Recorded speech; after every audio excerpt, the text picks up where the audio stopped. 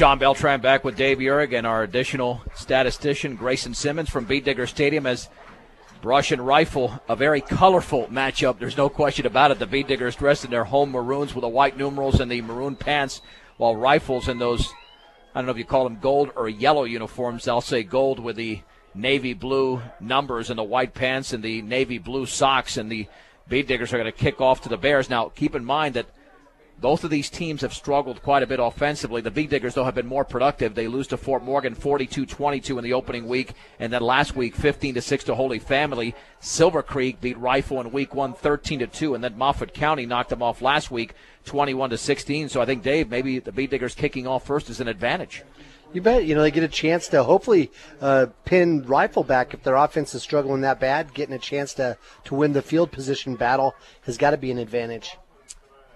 Opening kickoff brought to you by Ingmeyer Phillips Insurance, locally in Fort Morgan and Brush, offering home, health, auto, farm, and business workers' compensation insurance.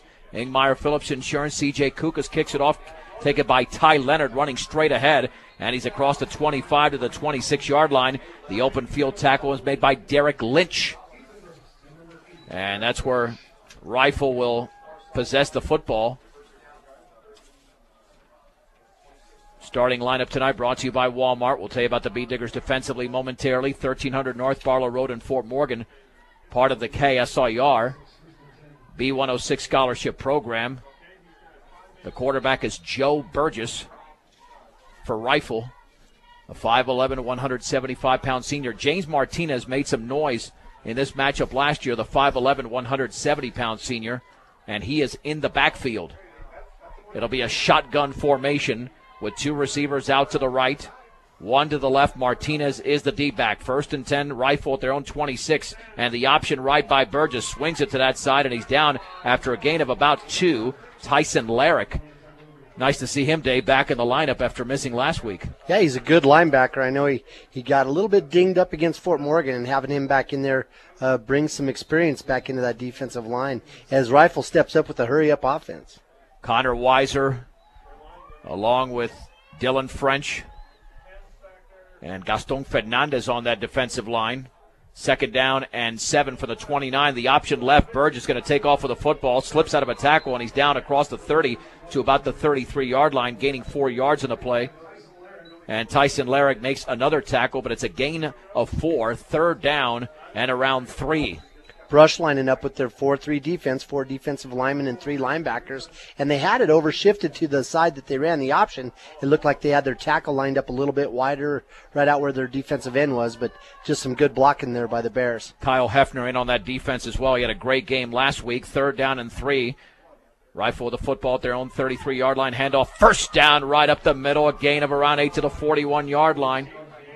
And that is James Martinez, as Kyle Muir from his right defensive end position made the tackle, but not before the Bears pick up a 1st down, and it's a hurry-up offense. Bruce Melendez, Brandon Rutherford in that secondary, C.J. Kukas, mentioned Tyson Larrick as well.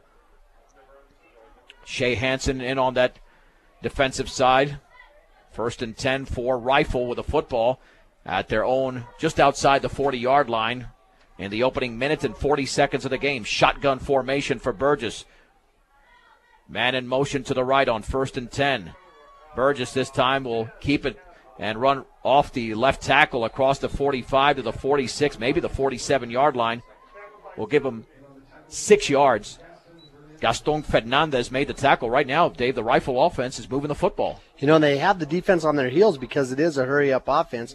Burgess on that last play, he faked the handoff over the left side, and then he just kept it and followed that running back Martinez right up the middle. So running that old Air Force play like the Falcons made so popular when Fisher DeBerry was down there. 2nd down and 4, just outside their own 46-yard line. 2 receivers out to the right. Burgess is going to take it to the right. He's got a seam across the 50-yard line, cuts it back to the inside. 1st down to the 47 as he picks up 6 yards in the play.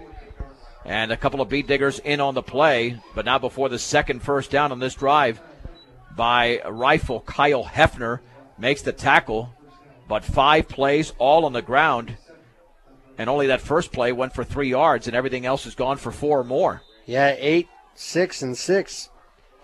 Some big runs there. In Beet Digger territory. First and 10 from the 47-yard line of Brush. Once again, Burgess in the shotgun formation. He'll pitch it left, and that is Leonard running with a football. Breaks out of attack with the 45. He's got the left sideline to the 30. In the clear at the 15 to the 10. 5, touchdown. Touchdown for Ty Leonard from 47 yards away. And the Bead Diggers are stunned in the opening 3 minutes of the game. They trail 6-0. You know, Rifle just came out attacking the perimeter every single, with the exception of 2 plays. Everything was out on the edge, and they just kept pounding it hard and fast, and the Digger defense just broke. Martinez will hold. And Drew Marlowe will attempt the extra point, the right-footed kicker. Awaiting the snap. It's down. Marlowe's kick is up, and that one is good. 9:13 to go in the opening quarter. Rifle 7, Brush nothing on 1010 KSIR and KSIR.com.